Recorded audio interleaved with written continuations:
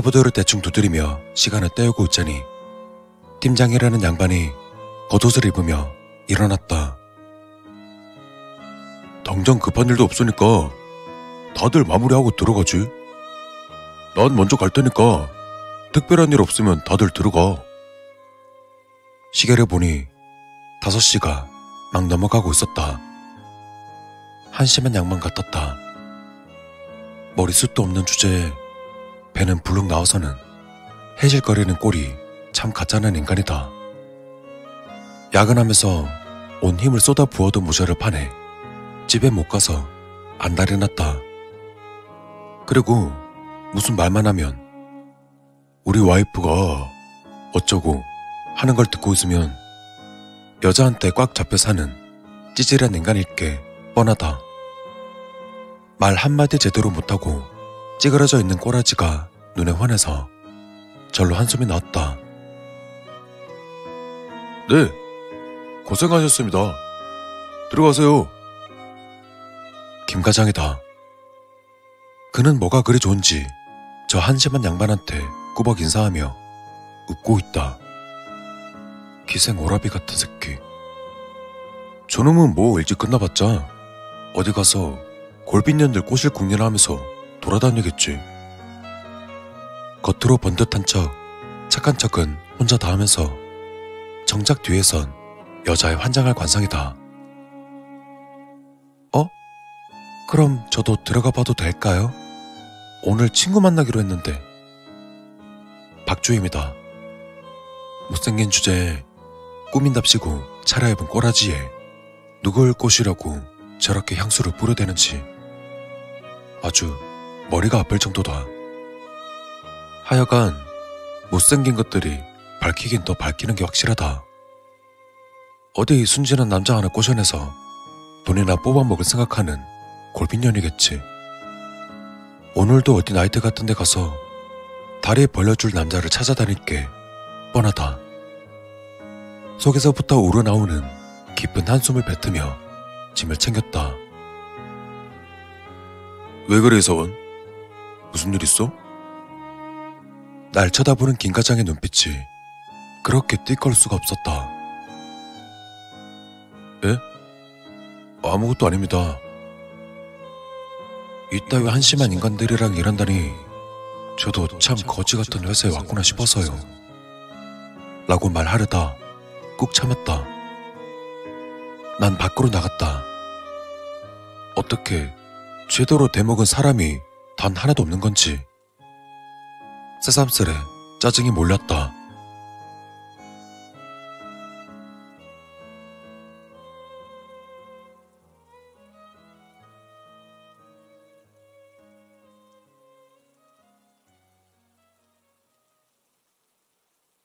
안녕하세요. 박주임. 8시 57분. 좋은 아침. 김 과장. 9시 1분.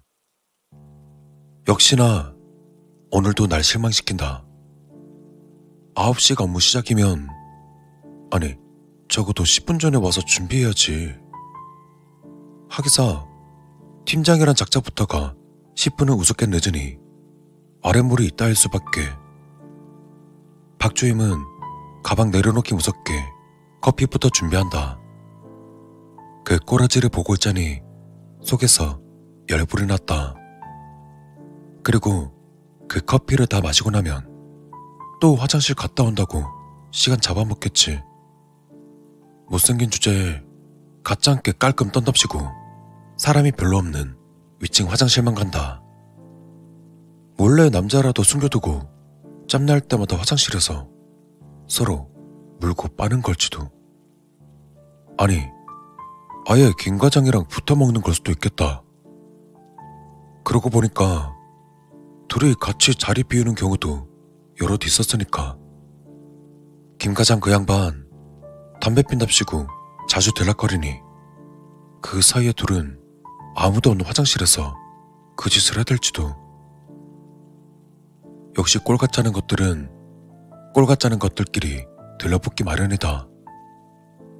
이럴 게 아니라 내가 한번 제대로 잡아서 폭로해버려? 증거 잡아다가 쫙 풀어버리면 쪽팔려서라도 그만둘 게 뻔하다. 그게 아니라도 회사에서 잘리겠지. 내친 김에 대머리 팀장의 비리도 캐버리는 거다. 저렇게 툭 튀어나온 배를 보면 욕심이 가득한 인간일 게 뻔했다. 분명 회사 자금을 뒤에서 빼먹고 있을 터였다. 증거를 잡아다가 고발해버리면 보기 싫은 인간들을 완전히 치워버릴 수 있다. 그럼 난 공로를 인정받아 역대급 초고속 승진을 하게 될 것이고 팀장이 되어 직접 팀을 꾸리는 거다. 그때는 철저하게 뽑아서 최고의 엘리트 팀으로 만들 것이다. 인성, 능력, 학력 전부 다 꼼꼼히 검토해서 제대로 된 사람들로만 세워놓는 거다. 물론 외모 코트라인은 최대한 높게, 대머리에 기생 오라비에 못생긴 여 따위들은 다시 보지 못하게. 생각만으로 기분 좋아지는 일이었다.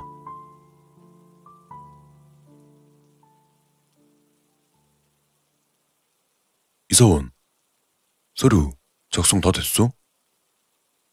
한참 상상에 부풀어 기분이 좋아했던 순간 팀장의 거슬리는 목소리가 내 신경을 건드렸다. 에? 아직 안 했는데. 팀장은 뭐가 불만인지 잠시 날 보고 있더니만 고개를 숙인다. 오후에 보고 올려야 되니까 바로 작성해서 결제 올려. 아침부터 야려고 지랄이야. 씨발 돼지 새끼가.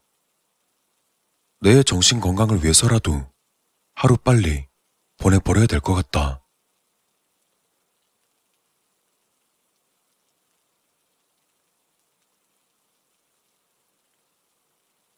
오늘 손님이랑 약속 있어서 먼저 간다.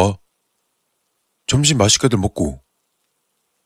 팀장이 나가자마자 저 둘은 밥 먹으러 가야겠다며 신나서 분주해졌다. 아직 점심시간 10분 남았는데. 역시 일괄적으로 개념이 없는 사람들이다. 그걸 아는지 모르는지 박주임이 내게 말했다. 저희 소바지 가기로 했는데 같이 가실래요? 가기로 했다니?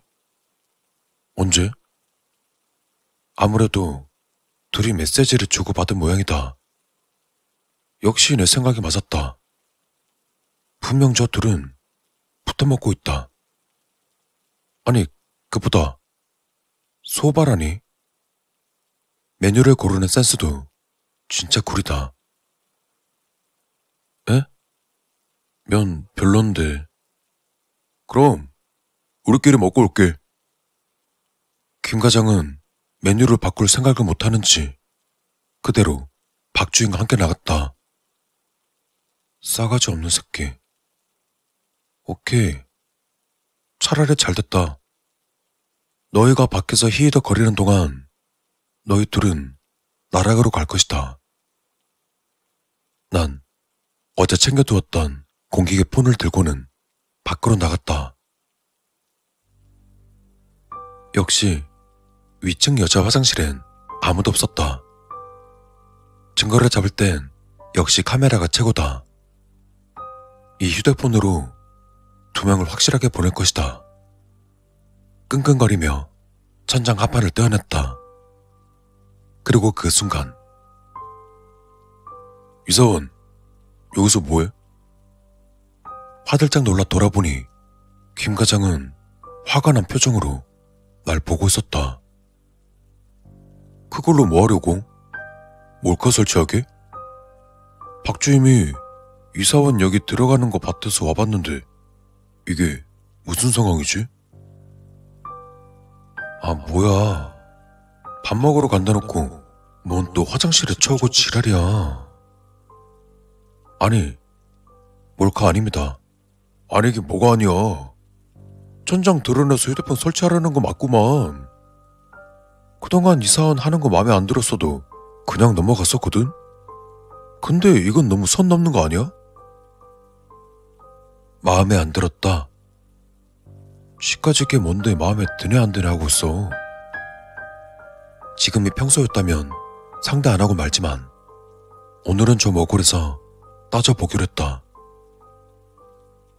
근데 김 과장님, 제가 어디가 마음에 안 드십니까? 제가 뭘 잘못한 거라도 있습니까? 김 과장은 기가 막히다는 듯 날 삐딱하게 쳐다보더니 속사포같이 뱉어내기 시작했다.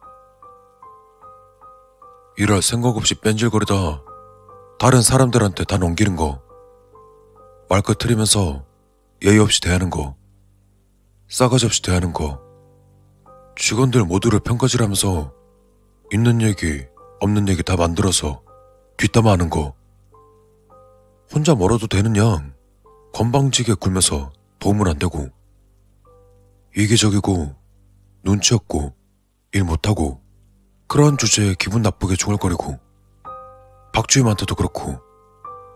안 그래도 한번 제대로 얘기해야겠다고 벼르고 있었는데 이제는 이따위 짓거리야? 내 기분을 박살 내버리는 저 말에 머릿속이 뜨겁게 달궈졌다. 나를 병신 취급하는 말투, 한심하다는 듯 꼬나보는 눈깔, 날 아래 위로 훑어보는 그 눈깔이 꽤나 마음에 들지 않았다. 근데 김 과장님, 왜 그렇게 쳐다보십니까? 뭐? 눈알 똑바로 못 뜹니까? 난 참지 못하고 김 과장 멱살을 꼬나쥐었다. 그래, 다 필요 없다. 이따위 싸가지 없는 새끼는 개처럼 패줘야 된다. 하지만 내 주먹이 휘둘러지기도 전에 순식간에 벽에 밀쳐졌다. 이 새끼가 저 돌았나 이씨. 이게 어디서 대로 화를 내고 있어. 너 이거 절대 그냥 못 넘어가니까 그렇게 알아. 내가 제일 혐오하는 게 너 같은 놈들이야. 알아? 양심 없고 능력 없고 인성 파탄난 너 같은 놈들. 또다. 또 저 눈깔이다. 뽑아먹어도 시원찮은 저 개같은 눈깔. 난 김 과장을 향해서 온 힘을 다해 달려갔다. 하지만 이번엔 맥없이 바닥으로 밀쳐질 뿐이었다. 분하고 화가 나서 눈물이 다 나올 지경이었다. 근데 난 포기하지 않았다. 제대로 한 방 날려주지 않으면 속이 풀리지 않을 것 같다. 그런 내 눈으로 대걸레 하나가 보였다. 그리고 난 잽싸게 걸레를 집어들고는 크게 휘둘렀다. 나이스. 순간 저 자식은 팔로 막아내긴 했지만 느낌이 묵직한 것이 제대로 들어간 것 같았다. 근데 이걸로 안 되지. 두 번째로 휘두른 대걸레는 쇳덩이 쪽이 아주 정확히 김 과장의 얼굴을 찍었다. 튀어나가는 피를 보자 알터니가 빠진 것처럼 시원한 느낌이었다. 그래도 부족하다. 조금 더? 대걸레의 쇳덩이가 김 과장의 뼈를 부수며 살을 뚫을 때마다 말 못할 희열이 날 감싸오기 시작했다. 속이 시원해질 때까지 두들겨 팬 다음 숨을 헐떡이며 고개를 들었다. 김 과장은 움찔거리지도 못하고 피투성이가 된 채 쓰러져 있었다. 그래, 이따위 추잡한 몰골이 너랑 더 잘 어울려. 역시 쓰레기한텐 매가 약이다. 개새끼들, 감히 날 무시해? 대가리가 터져봐야 정신을 차리지, 이 씨발 새끼들. 씩씩거리면서 다른 놈들을 잡으러 나가려던 그때 문득 고개를 돌려 쓰러진 김 과장을 돌아보았다. 눈을 뜬 채로 죽은 김 과장은 아직도 날 바라보고 있었다. 또 저 한심한 눈빛. 아, 과장님, 눈깔 계속 그렇게 뜨고 계셔야 됩니까? 분을 참지 못하고 다시금 대걸레를 들어 시체를 후려쳤다. 난 정신없이 후려치다 어느새 나타난 경찰들이 날 붙잡아 바닥에 쓰러뜨렸지만 내 관심은 오로지 시체에 가 있었다. 야, 눈 깔라고 이 씨발 새끼야. 시체는 마지막 순간까지 날 보고 있었다. 내가 제일 싫어하는 그 한심하다는 눈빛으로.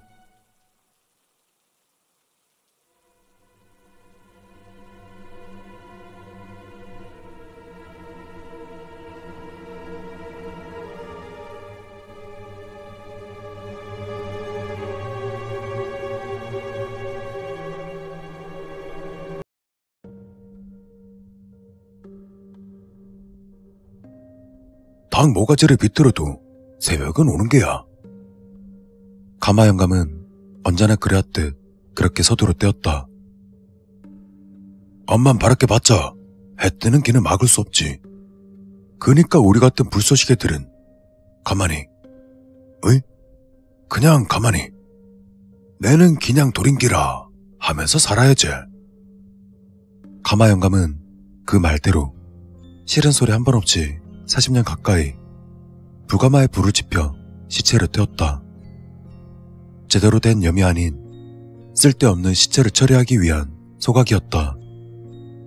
한때 중장비를 몇 대나 가지고 있던 건설업체 사장이었다는 가마 영감이 어떻게 친구에게 사기를 당했고 어떻게 사장 자리를 빼앗겼으며 어쩌다가 조폭들 뒤치다거리 하고 있는지는 이미 1년 내내 들었기 때문에 생각하는 것만으로도 지겹다.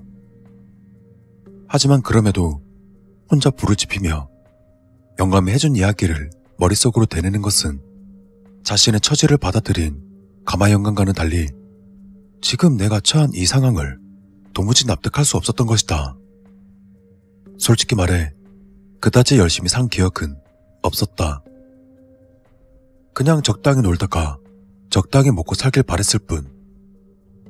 하지만 슬슬 내 미래에 대해서 불안감을 느낄 때쯤 노름꾼인 아버지 덕에 어이없이 진로가 정해져 버린 것이다. 날 이곳에 끌고 왔던 떡대 실장은 이렇게 말했다. 이제부터 이 가마골이 네 집이고 저 가마 영감이 네 아버지다. 영감한테 기술 잘 배워.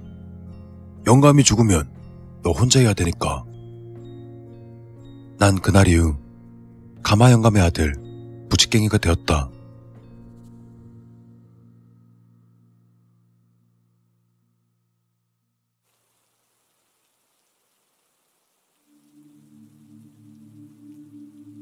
어이, 부직갱이! 날 부르는 목소리에 다급히 몸을 돌려 울타리 문을 열었다. 부직갱이란 이름은 가마 영감이 죽고 나서도 바뀌지 않았다. 그래봐야 날 부르는 사람이라곤 이 떡대를 포함한 몇 명뿐이었다. 실장님 오셨습니까? 그래. 수레 가져와. 오늘은 좀 많아. 다급히 수레를 끌어와서는 실장의 승합차에 트렁크를 열었다. 5. 비닐에 감긴 피투성이 고깃덩이가 총 5. 익숙한 손으로 고깃덩이를 쌓는 동안 실장은 담배를 태우며 가마를 훑어봤다. 여태 다 못 태웠어? 그게 마지막입니다. 실장은 못마땅하다는 듯 삐딱하게 쳐다보며 내게 말했다. 밀리지 마라. 시체 쌓아놓고 있는 거 혹시나 누가 보게 되면 진짜 감당 못한다. 그럼요. 잘 알죠. 문제없이 처리하겠습니다. 굽신거리며 시체를 옮기고 있는 내 꼴이 한심스러웠지만 지금으로선 딱히 방도가 없었다. 요새 공급이 좋아서 계속 나올 테니까 정신 똑바로 차려. 까딱 잘못하면 다음번 가마 속에 쳐 넣어지는 건 너야. 명심해. 결국 실장이 돌아갈 때까지 노비마냥 굽신거리 뒤에서야 허리를 펼 수 있었다. 저 돼지 같은 새끼. 소심한 욕을 퍼부어주고는 가마를 살폈다. 꼴을 보니 슬슬 끝나가는 듯하니 일단 하나를 꺼내서 미리 작업해놓고 나머지는 냉동 창고에 넣어놓으면 될 것 같았다. 난 맨 위에 있던 시체를 꺼내 작업대로 올렸다. 칼을 들고 비닐을 벗겨내려던 나는 문득 손을 멈추고는 한숨을 쉬었다. 또다. 다시금 이 빌어먹을 상황에 대한 말 못할 혐오감이 온몸을 기어다녔다.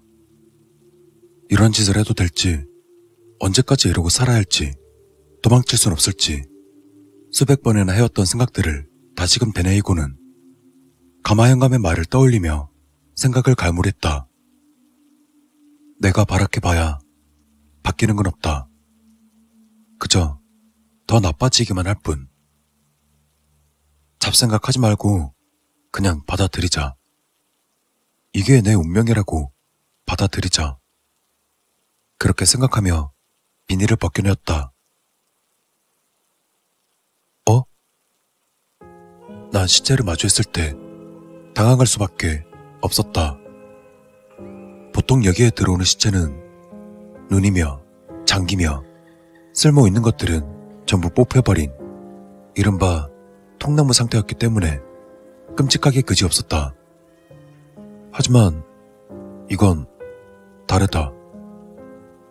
칼을 댄 흔적도 없고 눈알 역시 그대로 있는 것 같았다. 게다가 마치 잠든 것 같은 여자의 얼굴은 상당한 미인이었다. 형태를 제대로 갖춘 여자의 모습은 참 오랜만에 보는 것 같았다. 난 적지 않은 시간 동안 가만히 여자를 내려다보다 퍼뜩 정신을 차리고는 가마를 살폈다.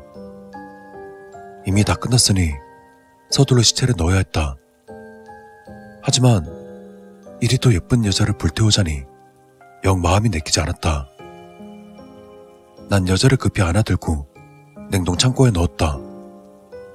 그리고 펼쳐낸 다른 시체는 엉망으로 망가진 상태였다. 그 덕에 주저없이 가마 속에 밀어 넣을 수 있었다.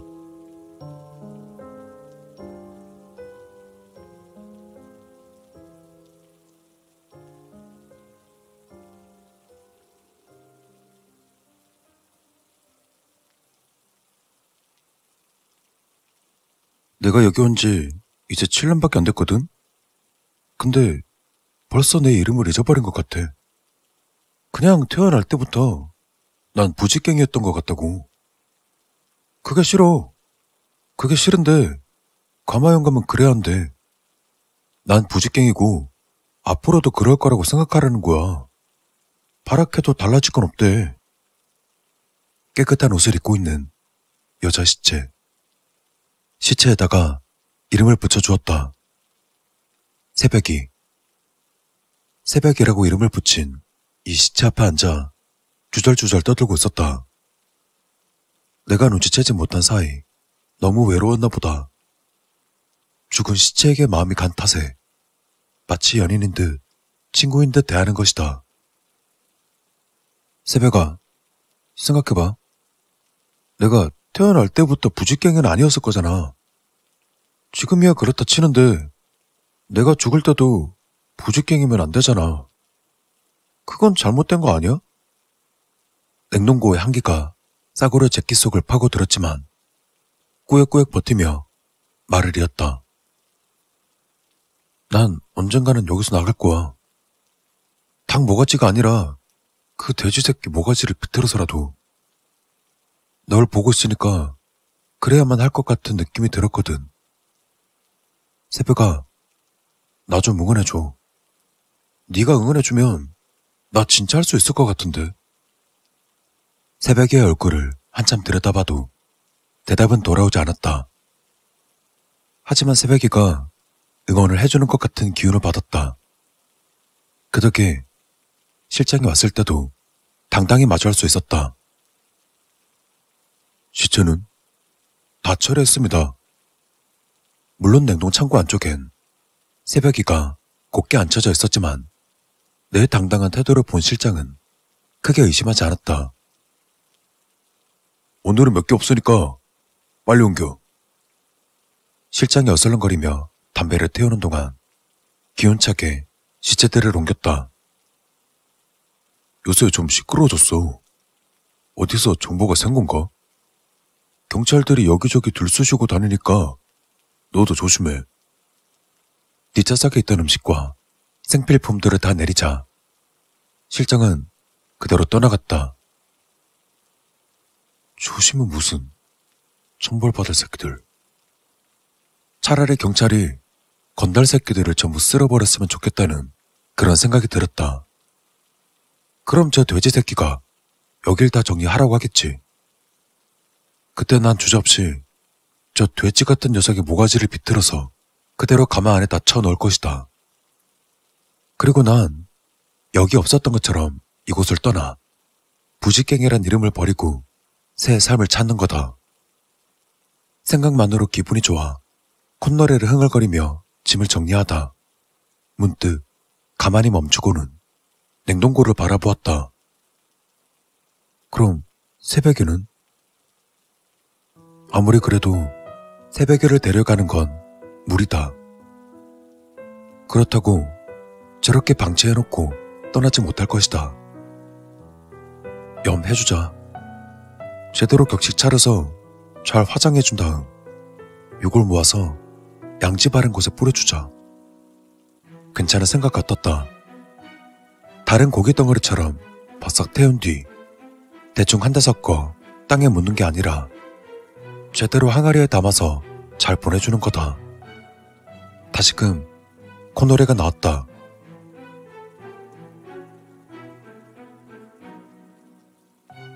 난 바다가 좋아. 바닷가 쪽으로 방 하나 얻으려고. 뱃일은 내 성향이 안 맞고 물건 떼서 시장에 날라주는 일이 괜찮을 것 같은데.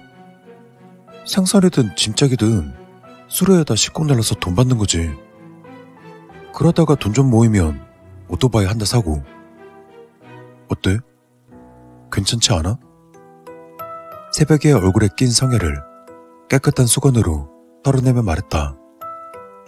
다행히도 아직까지 새벽에는 생전 모습 그대로였다. 그렇게 살다가 젊은 아가씨랑 눈이 맞을지도 몰라. 그래, 딱 새벽에 널 닮은 예쁘장한 여자. 같이 시장 구경도 하고 같이 걷고 바닷바람도 쐬고.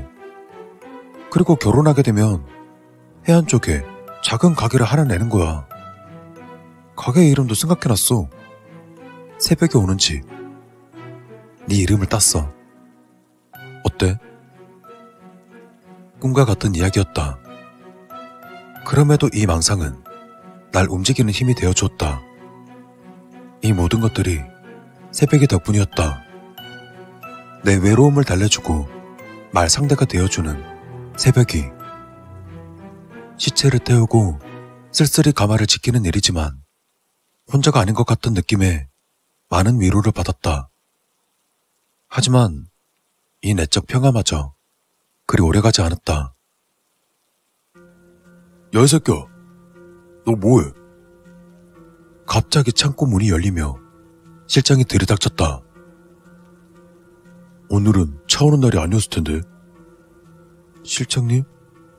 너 뭐하냐고 묻잖아, 이 새끼야. 그 시체는 또 뭐야? 난 어버버거리며 대답했다. 그게 아직 못 태워서 이제 하려고요. 실장은 새벽에를 훑어보고는 코웃음을 쳤다. 저렇게 옷까지 입혀놓고 이제 태우려 했다고? 가마는 다 꺼져 있는데? 난 대답하지 못했다. 나와. 얌전히 밖으로 나가자 곧바로 실장의 발길질이 이어졌다. 야, 이 또라이 새끼야. 내가 시체 잘 처리하라고 했어, 안 했어? 시체랑 뭐하냐? 어? 같이 불어놓고 태워줘? 새벽이와 말하면서 몇 번이고 상상했던 모습은 보여줄 수 없었다.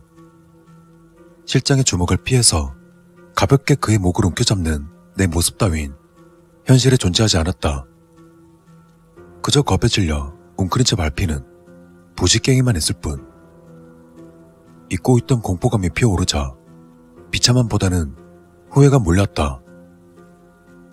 죄송합니다. 제가 잘못했습니다. 한참이나 용서를 빌고 나서야 발길질이 멎었다.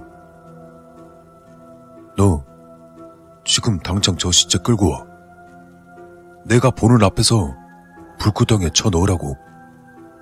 아파할 새도 없이 냉동고로 뛰어들어가 딱딱하게 굳은 새베개를 꺼냈다. 새베개는 앉은 자세 그대로 얼어있다. 이대로는 가마에 들어가지 않을 게 분명했다. 뭐해? 안 들어가면 망치로 때려 부셔서라도 쳐넣으라고. 네 대가리 먼저 깨줘. 화들짝 놀라며 망치와 톱을 가져왔다.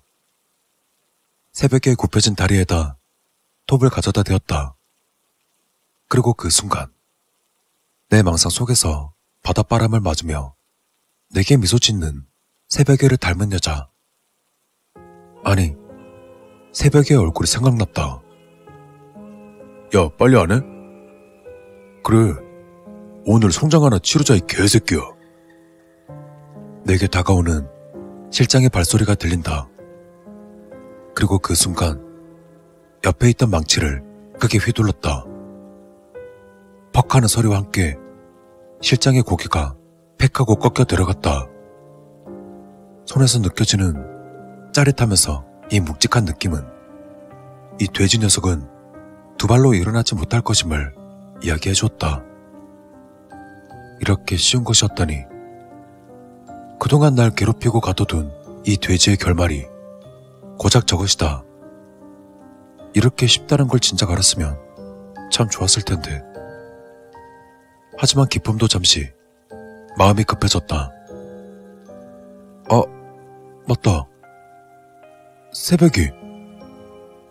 마음 같아선 얼어버린 새벽이를 녹여 정성스레 장례를 치른 뒤 정성스레 화장해서 요거를 수거하고 싶었지만 일이 이렇게 된 이상 시간이 그리 많지 않을 것이다. 그렇다고 새벽이를 두고서 떠날 수 없었다. 실장 차 뒷좌석에 새벽이를 고이 앉혀놓고 안전띠를 채웠다. 가까이서 보면 시체인 걸 알아채겠지만 멀리서 본다면 그리 티가 나지 않을 것 같았다. 집히는 대로 음식과 물건을 싣고 실장의 두툼한 지갑까지 꺼내어 차를 출발시켰다. 슬슬 벅찬 마음이 올라오기 시작했다. 꽁꽁 언 새벽에는 며칠은 버텨줄 것이었다. 커다란 냉장고를 구할지 아니면 화장할 수 있는 곳을 찾을지는 나중 문제였다. 그저 지금은 새벽이와 바다를 보고 싶었다.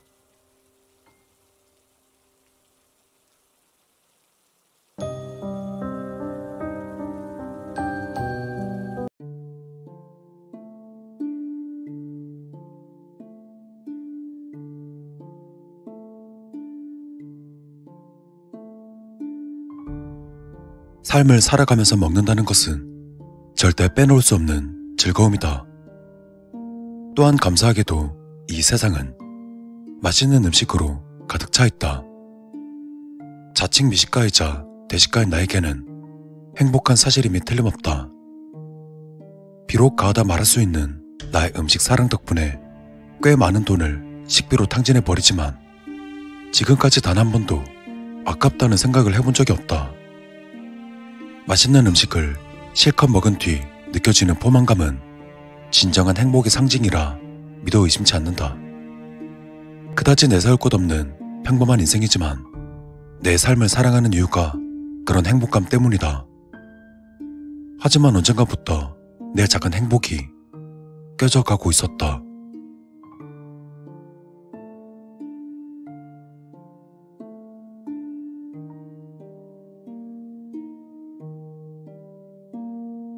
잠에서 깬 나는 엄청난 허기에 이맛을 다시며 침대에서 일어났다. 바닥에 널린 쓰레기들을 피해 주방으로 가서 냉장고 문을 열고 생수를 꺼내 들었다. 회사에서 잘려 백수가 된 지 한 달째. 이왕 일을 그만둔 거 푹 쉬자는 생각으로 저금한 돈을 까먹으며 빈둥거리고 있다. 순식간에 물 한 통을 비운 나는 그대로 냉장고를 뒤적거렸다. 기분 좋게도 냉장고 안에는 삼겹살이 있었다. 난 군침을 삼키며 삼겹살과 함께 김치와 상추를 꺼냈다. 밥솥을 보니 흰쌀밥 역시 3분의 1쯤 남아있었다. 공깃밥 3개 분량은 되겠지만 나한테는 터무니없이 부족하다. 난 냉동실에 뒤져 냉동만두 한 봉지를 그대로 전자레인지에 집어넣었다. 그리곤 서둘러 가스레인지에 불을 켜고서 삼겹살을 굽기 시작했다. 삼겹살이 구워지면 나는 냄새는 내 정신을 어지럽혔다. 그리고 그와 동시에 냉동만두가 다 데워졌다. 견디기 힘든 허기로 급히 만두를 꺼내 봉지를 찢어버리고는 맨손으로 2개 집어 그대로 입 안에 넣었다. 만두가 매우 뜨거운 탓에 혀가 데었지만 혀를 굴리며 만두를 씹어 삼켰다. 생수병을 들어 입안을 식히고는 다시 만두 3개를 입안에 넣으며 고기를 잘랐다. 하지만 이걸로는 부족하다. 다 익은 고기를 후라이팬째 식탁에 옮겨놓고 냄비에 물을 받아 올렸다. 그리곤 남은 만두를 집어먹고는 식탁에 앉았다. 잘 익은 삼겹살을 몇 점 집어 밥에 올려놓고는 투박하게 고추장을 찍어 올렸다. 그 위로 잘 익은 김치 한 점을 올려 입안에 넣었다. 그걸 시작으로 나는 빠른 속도로 접시를 비우기 시작했다. 그러다 고기 먹는 데 집중한 나머지 냄비를 잊고 있었다. 물이 끓는 소리에 고기쌈을 입안에 우겨놓고는 찬장에서 라면을 3개 꺼내 냄비 안으로 집어넣었다. 꼬들꼬들한 라면에다 삼겹살을 싸서 남은 고기를 다 처리하고는 미리 남겨둔 밥을 국물에 말았다. 이번에도 김치를 얹어 마구 퍼먹기 시작했다. 마지막 국물 한 방울까지 남김없이 들이켜고는 냄비를 내려놓았다. 하지만 이게 끝이 아니다. 난 냉동실에서 퍼먹는 아이스크림을 한 통 꺼내와서는 숟가락을 들고 크게 한술 떠서 입 안으로 마구 우겨 넣었다.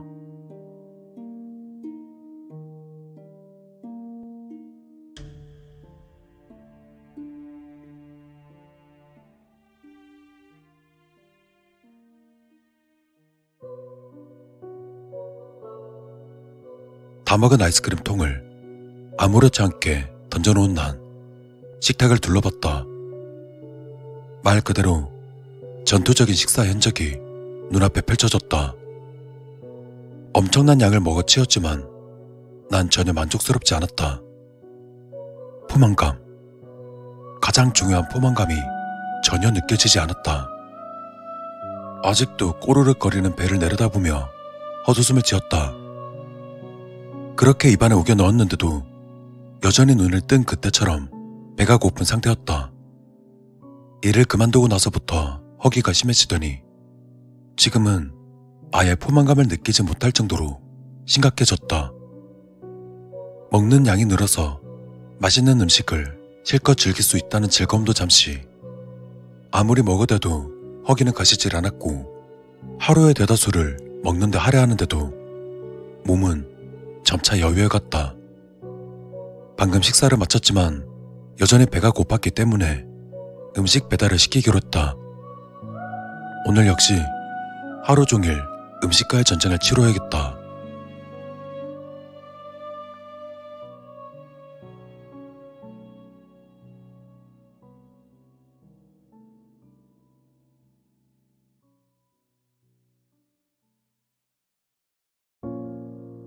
양념치킨과 간장치킨을 한 마리씩 주문해 입 안으로 우겨넣기 시작했다. 순살로 시켜야 조금이라도 빠르게 많이 먹을 수 있다. 그러다 치킨을 반쯤 먹어갈 때 큰 사이즈의 피자도 도착했다. 난 콜라를 순식간에 비워버리고 피자 2조각씩을 들어서 입 안으로 밀어넣었다. 족발은 배달이 밀린 건지 아직 도착하지 않고 있었다. 한 손에 피자를 들고는 다시 냄비에 물을 받아 라면 3개를 더 끓였다. 이번엔 계란도 2개 넣기로 했다. 라면이 다 익어갈 때쯤 족발이 도착했다. 냄비를 내려놓고 족발에 새우젓을 든 푹 찍고는 막국수와 함께 입안에 밀어넣었다.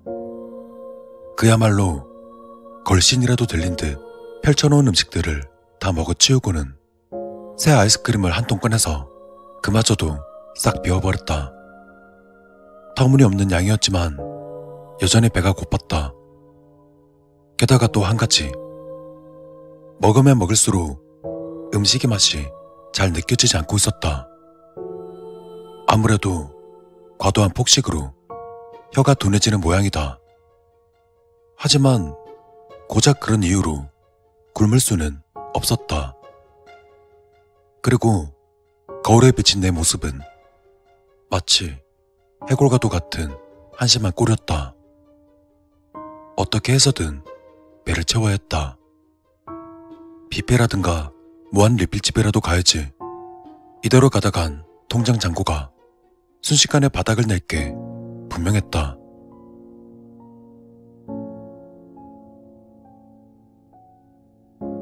난 크게 한숨을 쉬며 가게를 나왔다. 며칠간 무한 리필집을 돌아다니면서 저렴하게 식사를 해왔건만 얼마 가지 않아 쫓겨나고 말았다. 상식을 벗어날 만큼 퍼먹어댔으니 불합리하다고 말할 수도 없었다. 다른 곳이라도 알아볼까 했지만 나에 대한 소문이 쫙 퍼졌는지 이제 어떤 가게에서도 날 받아주지 않는다.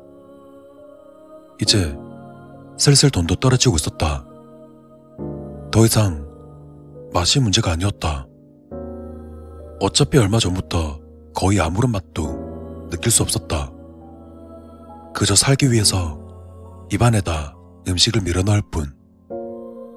통장에 남은 돈을 체크하고는 난 마트로 향했다. 라면을 박스째로 사서 물을 잔뜩 넣고 끓이면 저렴하게 많이 먹을 수 있을 것 같았다.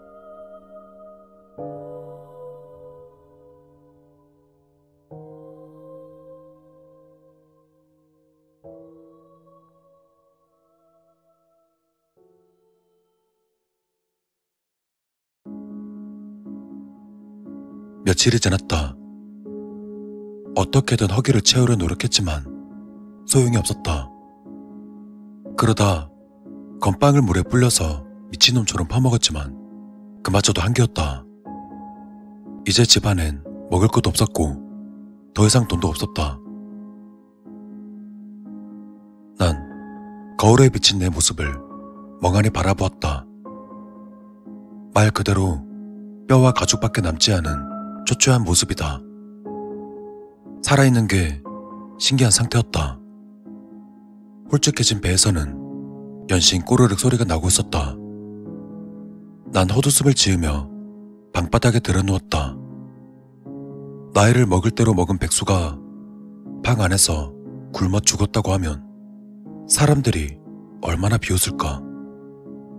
창피해서라도 이렇게 끝내기 싫었다. 하지만 이제 더 이상 움직일 힘도 없었고 돈도 먹을 것도 아무것도 남지 않았다. 난 힘겹게 팔을 들어 앙상한 손을 바라봤다. 허기의 입맛을 다시며 난 천천히 손을 입으로 가져갔다.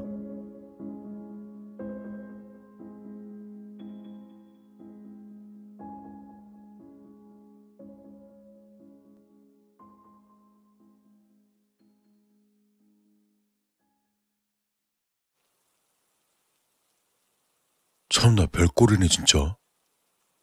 사연이 뭐라고? 김영사는 눈앞에 놓인 시체를 보며 담배를 꺼내 물었다. 질식입니다. 손을 거의 팔꿈치까지 입안에 집어넣어서 기도가 막혔습니다. 정황상 파악해 보니까 자기 팔을 먹으려고 한 것 같습니다. 담담한 감식반의 말에 김영사는 기가 막힌 듯 고개를 흔들었다.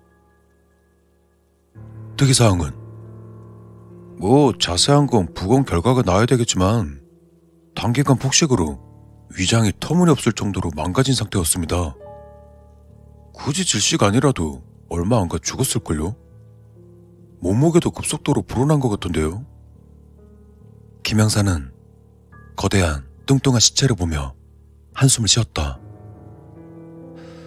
저렇게까지 폭식을 한 이유가 뭐였을까? 단순 식탐이라든가 스트레스 같은 그런 수준은 아닌 것 같은데. 감식반은 펜으로 머리를 긁적이며 대답했다. 글쎄요. 전례도 없고 딱히 이렇다 할 흔적도 없어서 뭐라 말씀드리기 힘드네요. 터무니없겠지만 굳이 제 생각을 말씀드리자면 영화의 한 장면이 생각나네요. 혹시 그거 보셨어요? 브래드 피트인가? 걔 나온 영화 있잖아요. 그 영화에 살인자가 어떤 사람에게 총 들이대면서 억지로 막 음식을 먹게 하거든요. 그 사람이 폭식으로 죽을 때까지요. 김영사는 길게 담배 연기를 뿜어내며 몸을 돌렸다. 참나, 진짜 걸신이라도 들린 거야 뭐야. 민망해하는 감식반을 뒤로하고 밖으로 나섰다. 여러 가지로 미심쩍은 부분이 있었지만 결과적으로는 사고사 정도로 끝날 것 같았다. 근데 우리 1시간 전에 밥 먹지 않았나? 갑자기 배고픈데? 시체를 봤으면 입맛이 싹 달아날 정성인데 왜 갑자기 배가 고프지? 김영사는 갑자기 밀려드는 허기로 어리둥절해하며 식당으로 향했다.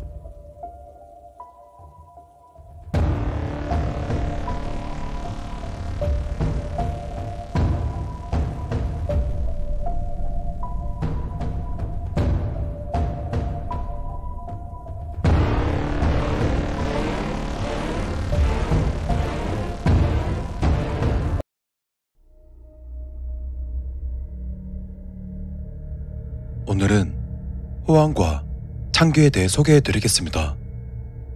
그럼 바로 본론으로 들어가도록 하겠습니다. 호환, 일명 호난이라고 부르기도 합니다. 호환마마란 단어는 익숙하게 들어보셨을 겁니다. 여기서 호환은 호랑이로 인해서 일어난 사고로 말하고, 마마는 천연두의 형태를 띤 전염병을 통칭하는 것입니다. 호랑이 같은 경우는 역물로 묘사되는 경우가 많지만 그렇지 않은 경우도 상당히 많습니다. 특히 아시아권에서 호랑이의 존재는 여간 골칫거리가 아니었습니다. 압도적인 피지컬을 가진 데다 상당히 영리한 동물이었기 때문입니다. 사람들은 호랑이에게서 해를 입고 싶지 않았기 때문에 호랑이를 숭배했습니다. 그리고 호랑이의 이미지가 좋다 보니 수호신 역할을 하는 것으로도 많이 알려져 있습니다. 하지만 그와 반대인 경우도 존재합니다. 그 존재는 호환 쪽의 호랑이입니다. 산에서 호랑이를 마주친 경우 생존할 수 있는 가능성은 낮은 편에 속합니다. 일단 호랑이 자체가 사람이나 낯선 존재의 겁을 먹기보다는 공격적인 성향을 많이 가지고 있는 데다 호랑이는 맹수 중에서도 피지컬이 좋은 짐승이기 때문입니다. 특히 순간 가속도와 도약 능력, 그리고 치악력 등이 상당히 위협적입니다. 어떤 혹자는 호랑이를 이렇게 생각합니다. 호랑이가 배가 부르고 기분이 좋다면 안전하다고. 하지만 저는 앞에서 했던 이야기는 아니라고 생각합니다. 호랑이가 사람을 공격하는 이유는 일단 호랑이는 영역 동물이기 때문입니다. 재미로 사람을 해한다는 이야기도 있는데 이런 경우는 제 입장으로 봤을 때에는 제로에 가깝습니다. 단순히 호랑이가 생각하기에 자신만의 영역에 있어선 안 되는 생물이 보이기 때문에 공격하는 거죠.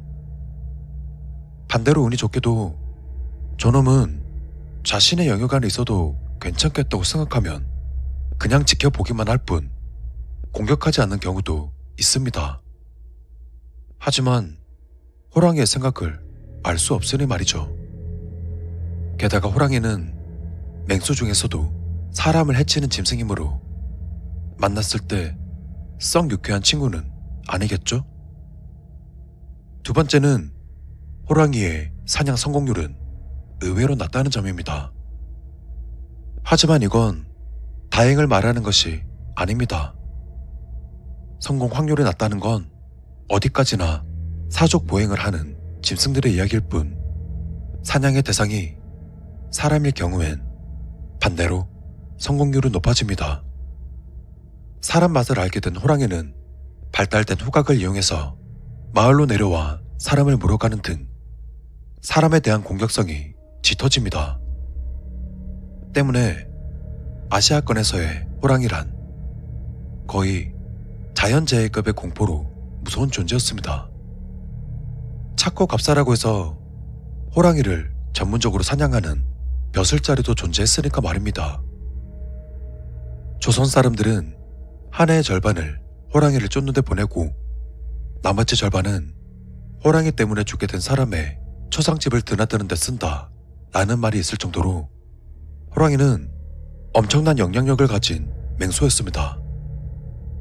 호환의 능력을 굳이 다루자면 연쇄적으로 발생하는 경우가 많다, 순간 가속도가 빨라 도망가기 힘들다, 피지컬이 좋아 상대하기 힘들다, 몇 가지 전승에 따르면 바람을 자유로이 다루며 드물게 벼락을 다룰 줄 아는 경우도 있다, 뭐 이 정도입니다.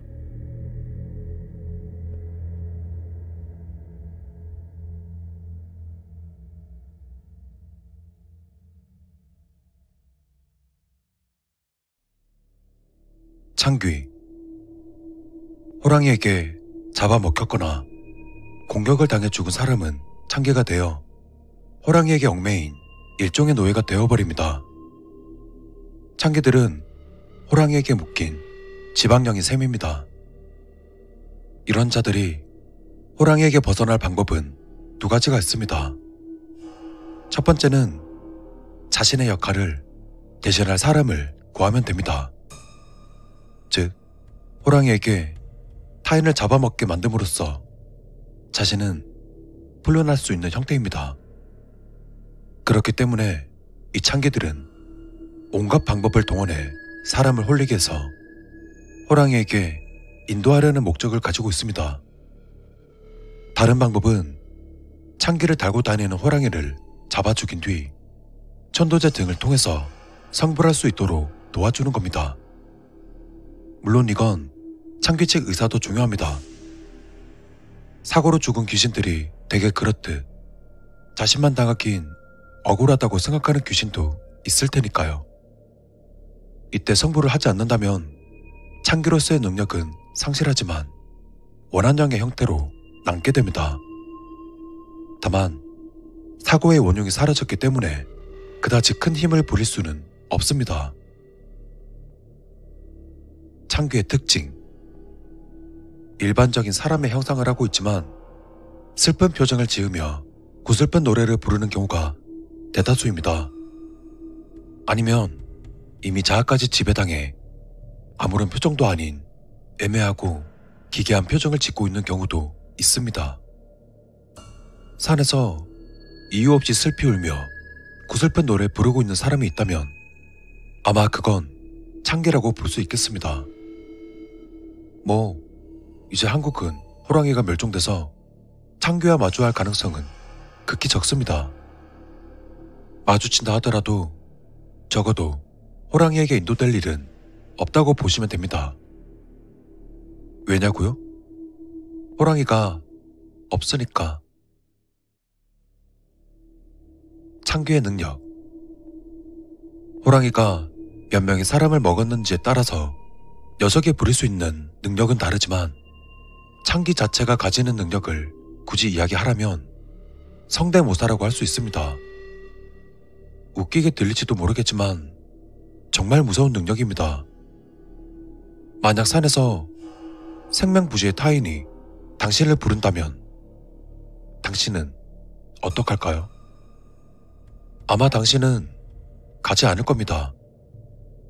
그 사람이 도적일 수도 있고 유동 인구가 적은 산에서 초면의 상대를 마주하게 되는 건 썩 유쾌한 경험이 아닐 겁니다. 하지만 자신의 어린 아들이 부른다면요? 아니, 이 녀석이 왜 여기에 있지? 하면서 가겠죠.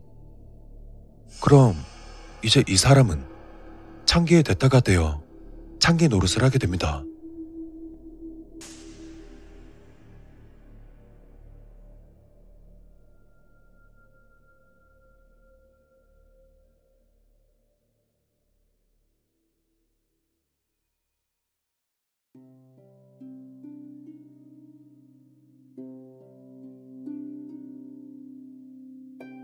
호랑이와 관련된 능력. 호랑이가 처음으로 사람을 먹었을 경우 창기는 일종의 사수를 부릴 수 있습니다. 남편이 허기를 느끼도록 만들 수 있죠. 이 경우 아내가 밥상을 차려서 나오겠죠? 옛날엔 여자가 집안일을 하는 게 당연했고 부엌과 방은 분리되어 있었으니까요.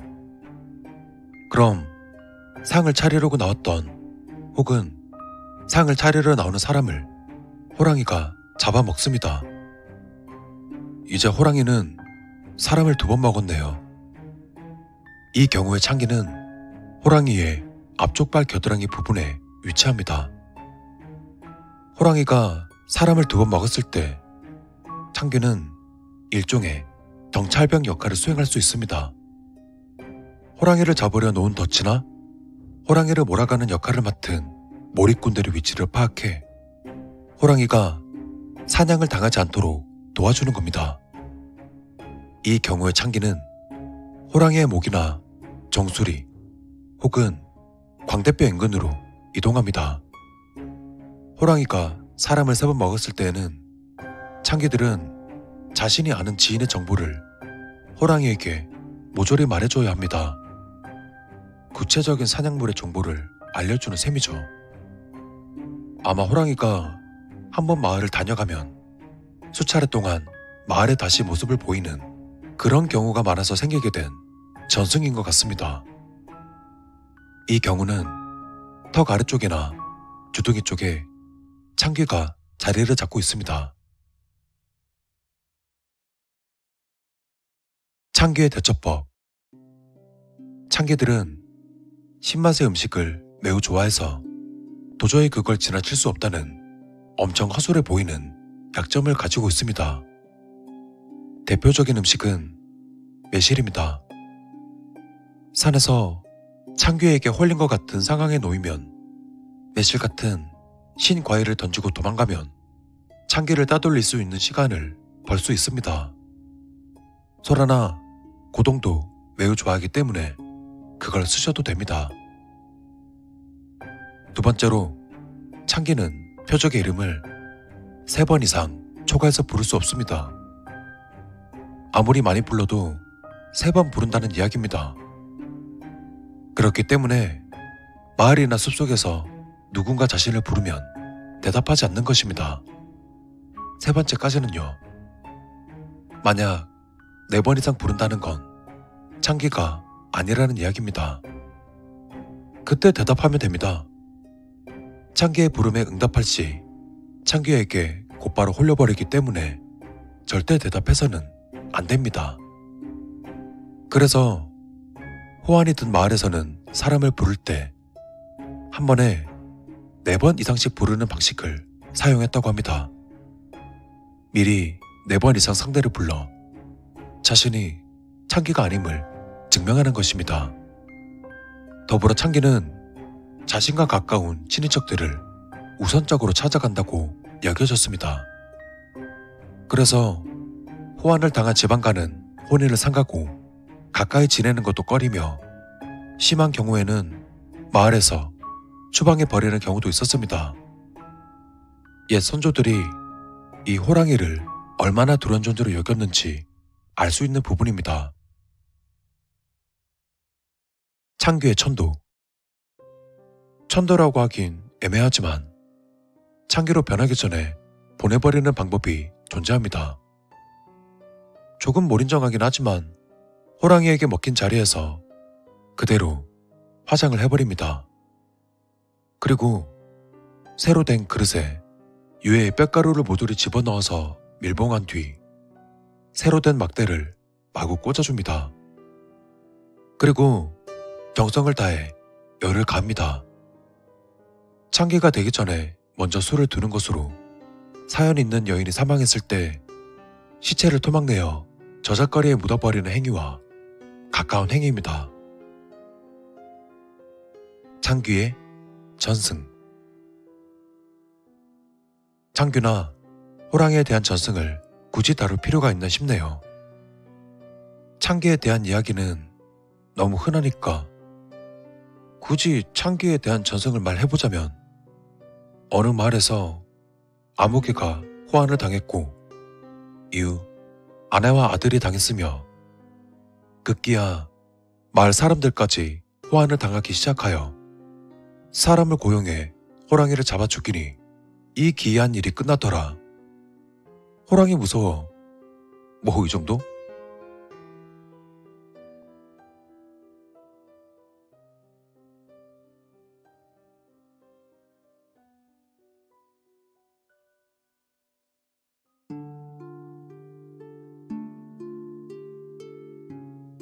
오늘은 호황과 창기에 대해 알아보는 시간을 가져보았습니다. 다음 시간엔 어떤 귀신을 다룰지 오늘부터 고민해봐야겠네요. 오늘 영상이 마음에 드셨다면 좋아요 한 번씩 부탁드리겠습니다. 그럼 다음 시간에 뵙겠습니다.